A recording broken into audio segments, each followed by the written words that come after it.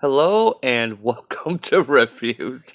As always, I'm Plume Noir and this is Butters, who right when I clicked record, she had to come running up. I actually sat here for a few minutes collecting my thoughts and getting ready, kind of psyching myself up, and yeah, here she is. Anyway, apologize, no video last night. It was really busy. As I said, I worked a double. I've actually had 4 hours of sleep since Wednesday. It is now, for me, oh my God. Actually, it's now Saturday. It's now a little bit after 1 a.m. Saturday. And those 4 hours were not even in a row. So, that's a problem. I had pulled a double. I'm on call. I'm actually now just catching up on some laundry and stuff so I can, um, in case I get another call. But anyway, one thing I did do just before we dive into Hex Wives, one thing I did do last night, and when I refer to last night, I'm referring to Thursday, because I'm of the opinion that it's still the same day until you go to bed. So if you stay up 3 days, it's still Thursday. And it's a little rule I have. Don't try and make sense of it, okay? But last night, Thursday, one thing I did have time to do, because I only took a few minutes, was I actually bought my tickets for Captain Marvel. And yeah, I bring this up because um, I mentioned I was going to go see it Sunday morning. I was going to go to a matinee where a theater by me has $5 tickets. And I do that quite a bit. When I go to movies, I'll go to matinees. I used to way long time ago. My ex and I would go out Friday night. We'll see whatever open that weekend. I remember we saw in that time period Underworld, Gothica. I think the first Pirates of the Caribbean. And then I realized I really don't like going to the movies on a Friday or Saturday night. Just too many people and all that. So I got into the habit of going to matinees. It's cheaper for one, usually less people. And I don't even usually go opening weekends anymore. I wait a few weeks sometimes.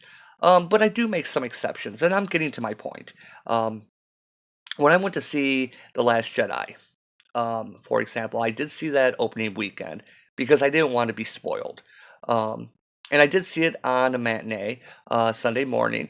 Bought my tickets ahead of time, and yeah, the theater was pretty packed. It shows you where you could pick your seats and everything, and um, yeah, there was a, hardly any seats left. And here we are with Captain Marvel, big opening weekend next, less than, well, I shouldn't say less, just over a week away when I bought the tickets. And there were only four other seats sold. And like I said, for um, The Last Jedi, um, it was like hardly any seats. Okay, big Star Wars movie. When I bought tickets online to see Into the Spider-Verse, again, I did it on a Sunday morning. I bought the tickets like a week ahead of time for a Sunday morning matinee. And it was even opening weekend. I think the movie had been out like 3 weeks by that point. The theater was still half full. Half the seats, to choose from were gone. And and the movie had already been out 3 weeks. And then when I got there, of course, you have your walk-ups, and people come in and buy tickets, and yeah, it ended up being about 75% full. And I really liked that movie, by the way. But this is not boding well. You know, um, another thing about the early, Sunday morning matinees, people that don't go to church, they'll take their kids to the movies, and I haven't had any problems with that. But this is really weird that my son and we are, fifth and sixth. I got the exact seats I wanted, and oh, anyway, I'll let you know next week because I plan to do a video after we see it to let you know my thoughts. But 5 minutes, 4.5 minutes in, I'm avoiding talking about ex-wives. Um, I guess this would be the flagship Vertigo book, and I've had my theories about it. And I've said probably in every video, it's not a bad idea. Okay, I need to do a kitty relocation program here. Let me just. Okay, good. Yeah. How do I get back to this? Okay, there we go. Everything is under control. Um, the flagship title. Um, and I don't think the premise is that bad. Um, we have the witches versus the men. Um, Not sure which side is kind of good. We're supposed to be rooting for the witches, obviously, because it's their book. They're the hex wives. Um, but you could explore a lot with this book, and we're seeing little hints of that. But anyway, I have more to say, and I'm going to try and go through this quickly. Um, So at the end of the last issue, um, they're finding out about their powers, and um, the main character Isadora finds out that she has powers too. So we go in again with the 9 panel thing, but this one's a little bit different. The angle's a little bit different. Before it was more head on. Now we're kind of looking down into their world, and of course she's doing all her makeup, getting ready. Oh, but wait, she's cutting herself with a disposable razor and then doing magic. It's really kind of hard to cut yourself with one of those. It's just saying. That's the reason why they're popular. Oh, yeah. We got the 2-page spread where she's basically exploring with her powers and how, she's. I steal any moment I have to figure out how it all works.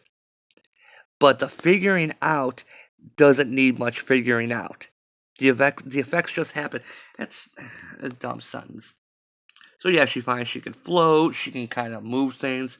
She's super strong and punches through a wall. Now, we know that they've been monitoring, whatever control that's been going on. Yeah, I thought they had cameras inside the house. Is it only the outside? And Aaron, why did he not notice that? She says she had to move an ugly painting to cover the hole in the wall that she punched. Um, when he notice little changes like that and investigate, it's power. But so are the other things. This power wants to hurt, to kill. Okay, so yeah, the kind of villain protagonist thing is, you know, can be done well. I like stories like that. Um, but it's also hard to make you empathize with them. So yeah, then she lifts the fridge and it's so dirty under here, blah blah blah. Let's flip back, and we have the strength. We need to use it. Izzy, I can't. I don't understand what you're saying. Is this real? And why do we have to? Excuse me. Why do we have to speak in low voices? Really, really real. I have powers. Becky flew, so she does too. I think we all do. We just don't want anyone to know yet, especially our husbands. But cut myself? Bleed? I don't know. Okay, so yeah, as we know, it's blood magic. And I'm going to come back to this because it's a little bit, maybe a plot hole. So then, look at this. Look at this. Oh, hey, I have to interrupt, but what are you talking about? This, I'm not even going to read it the way it is, with that face and everything. Oh, just girl stuff, recipes. Hun, my boss is coming over for dinner. And August Kelly, doesn't he live somewhere else? He has a helicopter. It's Jesus. Who cares how? He's coming. So the guy who's behind all this, August, he's actually coming to visit, but he's supposedly their boss.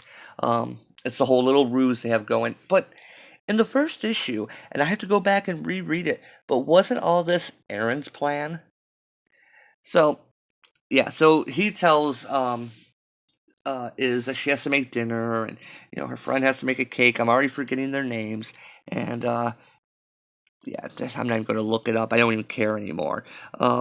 He's going to talk. He's going to go talk to Bradley, who faked being burned. When the witches were starting to get close to figuring out something was up. So of course the girls talk to each other. I'm sorry about that, Natty. That's it, Natty. It's not just Aaron. All the men are in a tizzy over August coming in. I wonder if something's wrong. Do you think they lost the Moorhead account? And one thing I will say, obviously their phone lines have to be bugged, but they talk just enough to, to not give away what they're talking about. But in that, it's obvious. that whoever's monitoring should be um, paying more attention. And so, yeah, uh, I need you to believe me, Nadia. I want to tonight, okay? Tonight.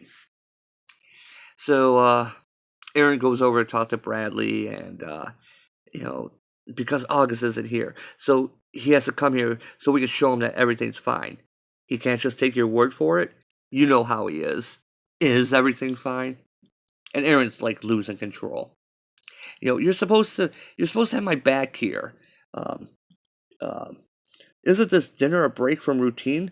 Do you really want them to get all together in one room? Well, if one of them cuts them or cuts herself, or one of us, you're messing with me a little.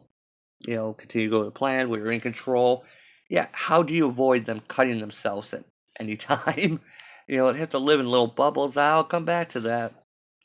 So yeah, they all show up to the little soiree, and kind of go through this real quick.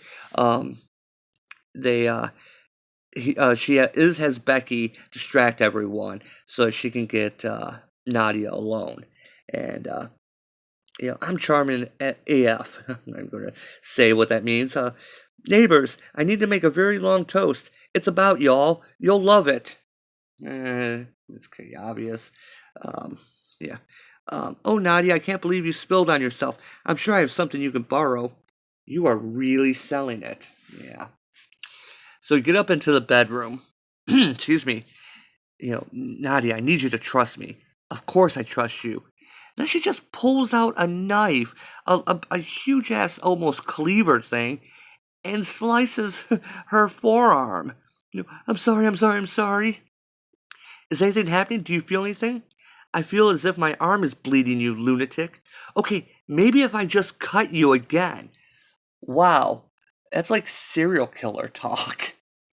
So Nadi hits her with the broom that she'd been cleaning the bedroom with earlier. No way, get away from me! Which causes Iz to slice her own shoulder with the knife. So now they're both bleeding, and what? And now they're floating, and they've got their blood hooking to each other. Because I think, weren't they the two that were the couple, the lovers in the previous lives? And yeah, oh, that's so sweet. And even her broom is glowing because she's a witch. You see. Okay, question. They need to draw their own blood.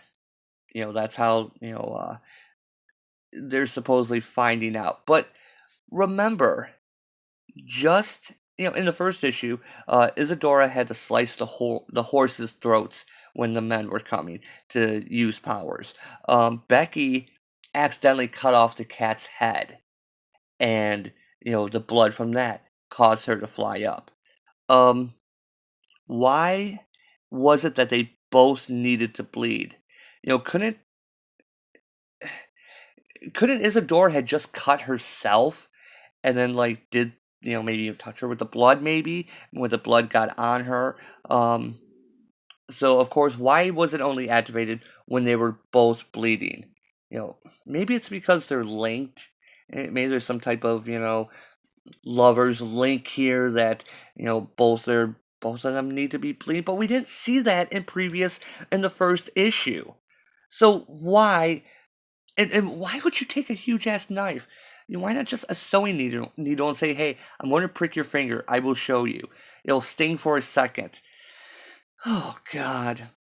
So yeah, I just want consistency, and so yeah, now they're talking, and when Aaron comes in, they're sitting on the ground. But what happened to her arm? What happened to her shoulder?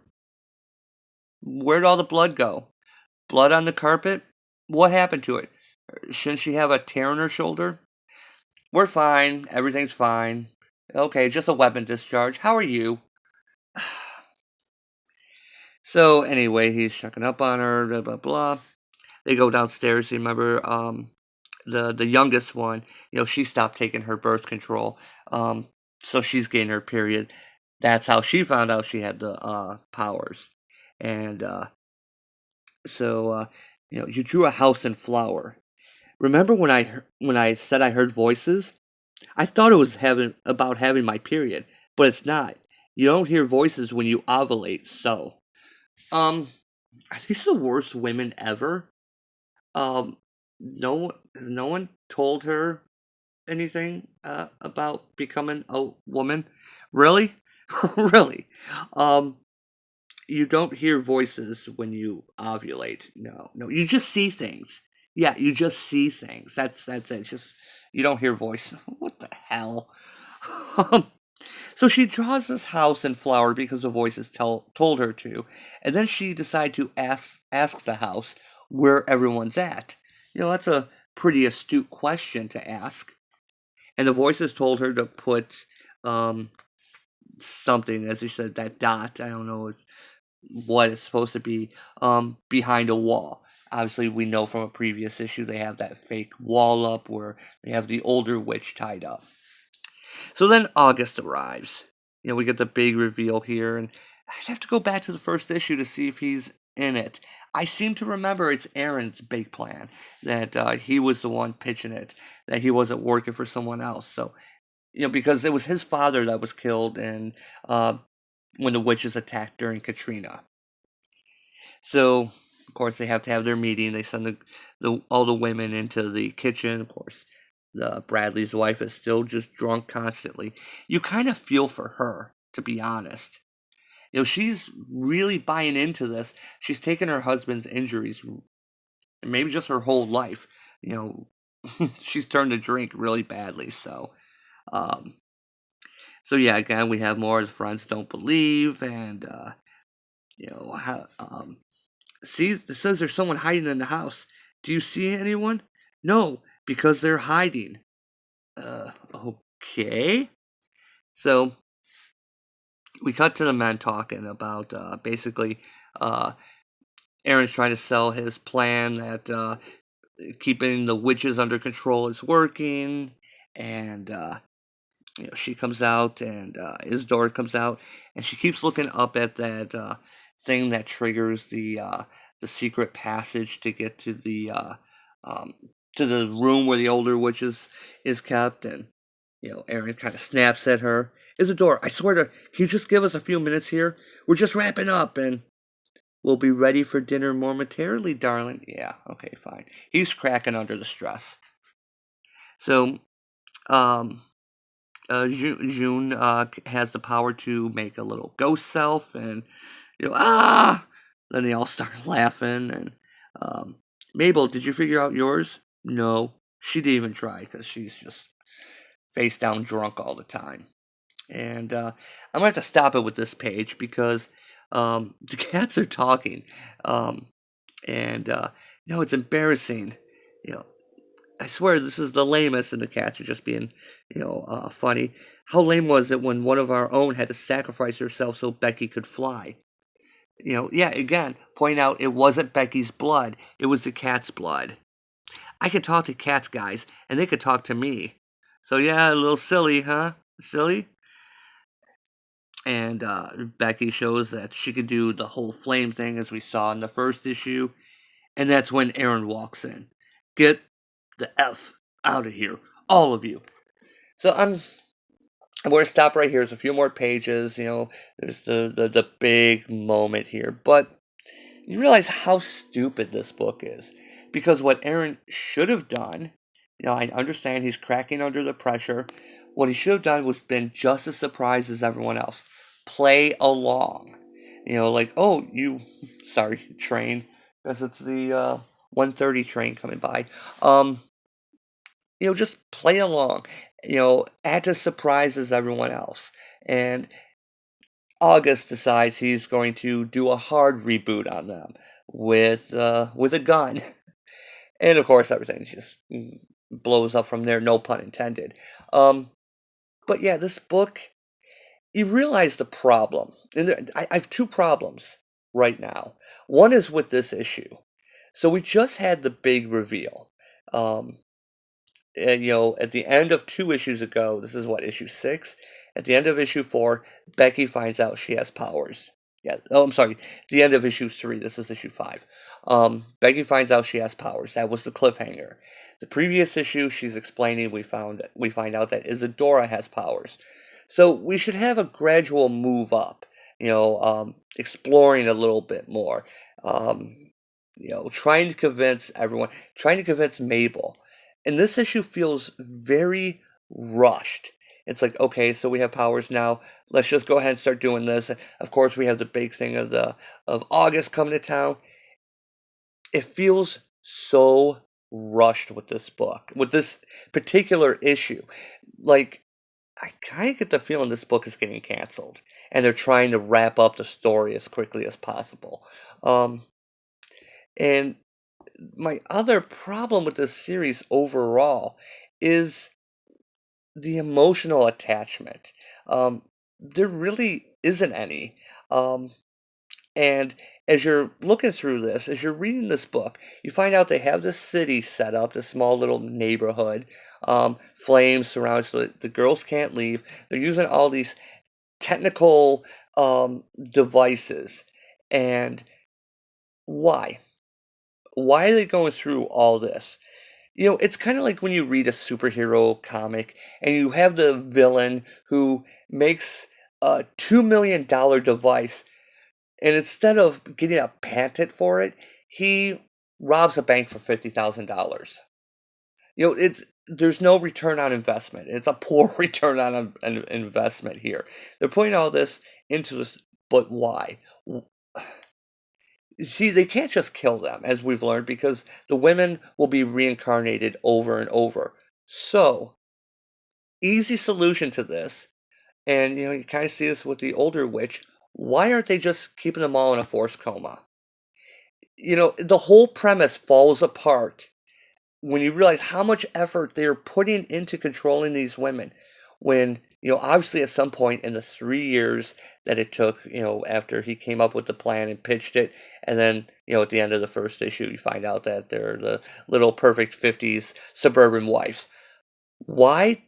Whatever they did to, control them, I really want to know how they did that. Just shoot them with a trank gun and then just keep them in a medically induced coma for the next 60 years. Problem solved. You know, Again, then, eventually they will die of old age, and, it will be a problem for, a couple generations down, granted. But the immediate issue to yourselves is solved. Why are they not doing that? Why are they doing this whole Hunger Games thing? And that was my problem with the Hunger Games. I saw the first movie. I didn't read the book, and I'm like, oh yeah, it's not enough resources, rations. But then once the game starts, they have hologram animals and all this stuff going on. I'm like, how much did all that cost? You couldn't put that into, that money is being poorly invested. And that's the way I feel about this book. They're putting all this pseudo 50s lifestyle into this delusion. And why? I hear a buzz. I think my driver's buzzing. Um, so anyway, this book falls apart when you think about it. The whole premise is stupid. And I get the feeling this book is being canceled soon.